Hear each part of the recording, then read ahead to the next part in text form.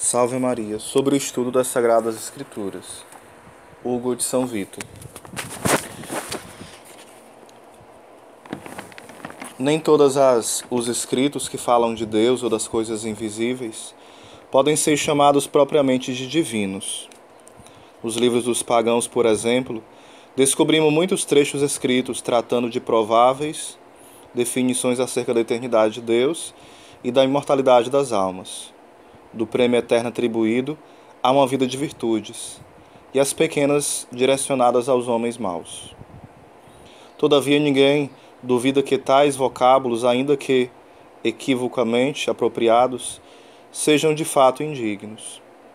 Por outro lado, se percorrermos a série do Novo e do Velho Testamento, notamos estar quase toda relacionada à situação presente de nossa vida, bem como aos eventos que continuamente se concretizam no tempo.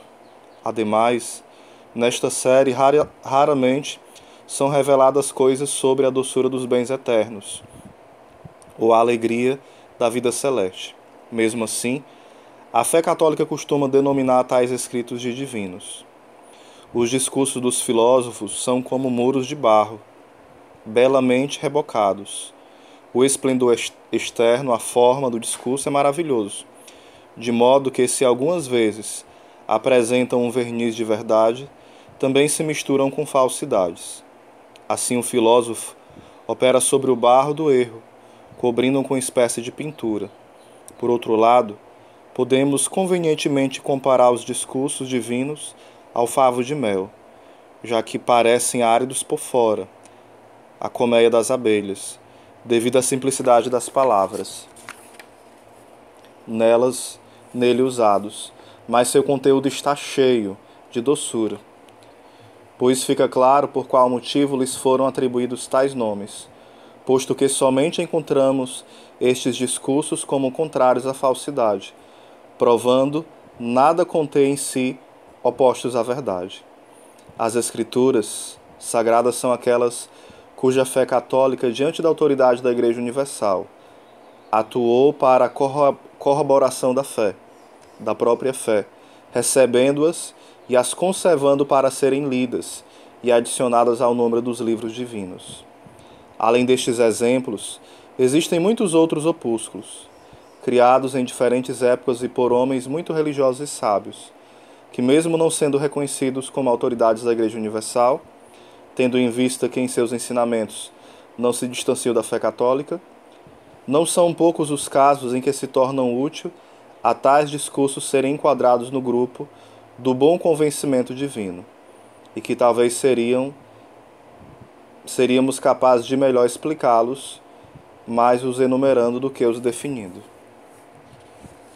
Toda a Divina Escritura está contida em 2 testamentos, o Velho e o Novo.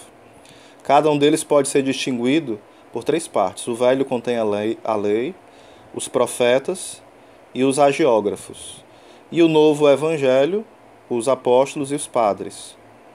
A ordem primeira do Velho Testamento, isto é, a sua primeira lei, é aquela que os judeus chamam de Torá. Ela é subdividida no Pentateuco, os 5 livros de Moisés. O primeiro desta ordem é o Beroshit, ou Gênesis. O segundo é Lemote, ou Êxodo. O terceiro, Vaiecra, ou Levítico. O quarto, Vaidabé, ou Números. E o quinto, Adabarim, ou Deuteronômio. Vamos-nos à segunda ordem, a dos profetas, que contém 8 volumes. O primeiro livro, Josué, ben Nun, isto é, o filho de Nun, que é chamado de Josué. Jesus, ou Jesus Nav. O segundo, Softim, o livro dos Juízes. O terceiro, Samuel, desdobrado em 2. O primeiro e o segundo dos Reis. O quarto, Malachim. O terceiro e o quarto dos Reis. O quinto, Isaías. O sexto, Jeremias. O sétimo, Ezequiel. E por fim, o oitavo,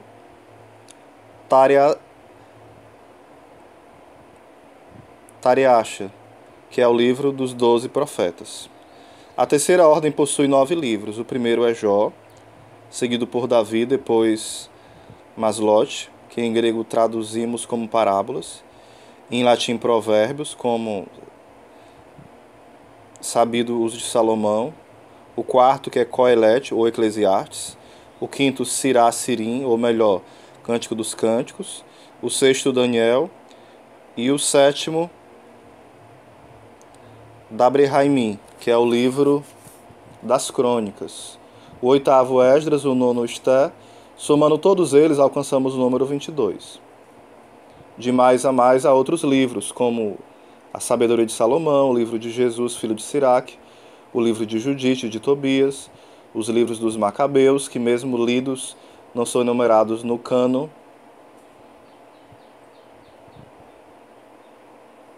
Aqui que ainda havia, né, as discussões acerca disso, né?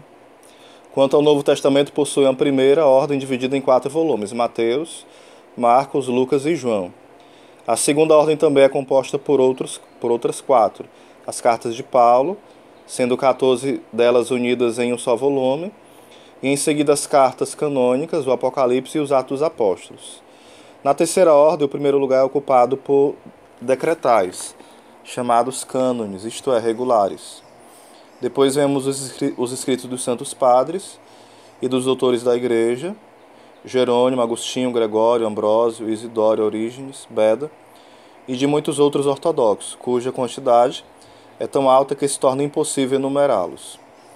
Observando tais obras, fica evidente tamanho fervor que tais pessoas tiveram pela fé cristã, de modo que é pela afirmação e esforço deles que deixaram tantos e tão grandiosos trabalhos a serem lembrados pelos posteriores. Neste sentido, podemos ter certeza de nossa preguiça e miudeza, porque nem mesmo somos capazes de ler o que eles simplesmente ditaram. Estudando estas ordens maximamente, aparece-nos a conveniência de ambos os testamentos. Após a lei, os profetas, e consecutivamente os hagiógrafos, após os evangelhos, a ordem foi sucedida pelos apóstolos e pelos doutores. E por um desígnio da divina providência, não podemos nos esquecer de como a verdade encontra-se completa e perfeita em cada um destes livros, não se notando qualquer trecho supérfluo ou insignificante. Estas palavras foram por mim inseridas aqui para apresentar um breve resumo do número dos livros divinos, com o intuito de que o estudante conheça a matéria que lhe seja prescrita.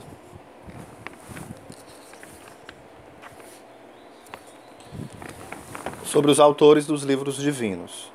Os 5 livros das leis foram escritos por Moisés. Crê-se que Josué é o autor do livro que leva o seu nome. O livro do juiz é atribuído a Samuel. A primeira parte do livro de Samuel foi escrita pelo próprio Samuel e o restante por Davi. Jeremias primeiramente teria composto em um único volume todo o livro de Malaquias, o qual antes estava espalhado por histórias singulares dos reis.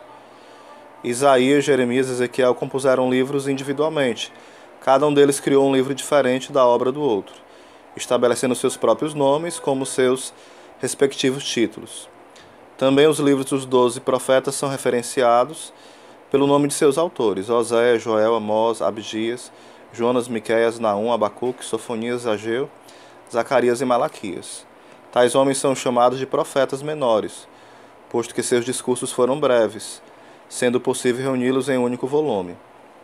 Doutra monta, Isaías, Jeremias, Ezequiel e Daniel são 4 profetas chamados de maiores, sendo necessário para cada um deles um volume distinto. O livro de Jó possui autoria controvertida. Para um foi o próprio Jó, o seu autor, para outros Moisés, para um terceiro grupo teria sido um dos profetas.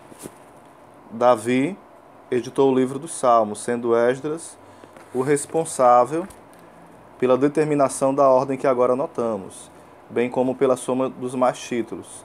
Salomão compôs as parábolas, o Eclesiastes e o Cântico dos Cânticos. Daniel foi o autor do seu livro. O livro de Esdras foi justamente de autoria de Esdras, mas também contém sermões de Neemias. Neste caminho, o livro de Esté crê-se ter sido escrito por Esdras. Já o livro da Sabedoria afasta-se do conjunto dos livros dos judeus, lembrando-nos mais da linguagem dos gregos, tanto que alguns afirmam ser de autoria do grego Filon. O livro de Eclesiastes com certeza foi escrito por Jesus, filho de Siraque, o Jeroselimitano, sobrinho do grande sacerdote Jesus. lembrado por Zacarias. Este livro é enumerado pelos judeus, mas o tomamos entre nós como apócrifo. Apócrifo também são os livros de Judite, de Tobias, a dos Macabeus, e que temos muita pouca certeza de conhecer esses autores. Além disso, o segundo deste último grupo foi considerado por Jerônimo como certamente um escrito grego.